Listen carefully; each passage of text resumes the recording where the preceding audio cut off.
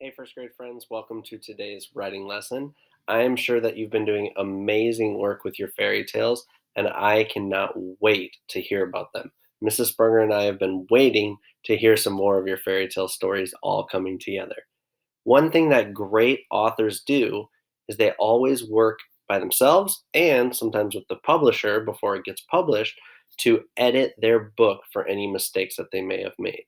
So, we've created an editing checklist for you that you're going to follow through and carefully check your book to make sure you've done everything you need to do to make sure that that book is ready to go. So, the first thing to look for is, did you start your fairy tale with a special fairy tale beginning, like Once Upon a Time? You worked with Mrs. Sprunger to come up with ideas.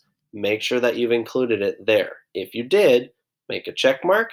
If you did not, find a piece of paper and add that beginning into your story. Next thing to check for is to see if you've spelled your high frequency words correctly.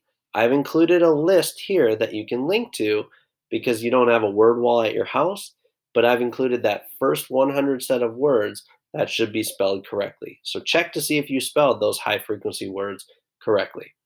Next, did you start your sentences with uppercase letters? Next, did you end those sentences with the proper punctuation marks? I know when Raven was writing his, he included some exclamation points. Next, did you end your fairy tale with one of the fairy tale endings that you were researching with Mrs. Sprunger? Did you choose one like, and they all lived happily ever after? Or did you choose something different? And finally, I can read my writing.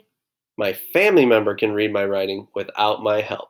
So, when you are writing your book, make sure you're using your best handwriting and your best, most brave spelling so that anybody who picks up that book can read your wonderful fairy tale. So, take your time today, walk through carefully each one of these things to look through in your fairy tale. And we cannot wait to hear your stories.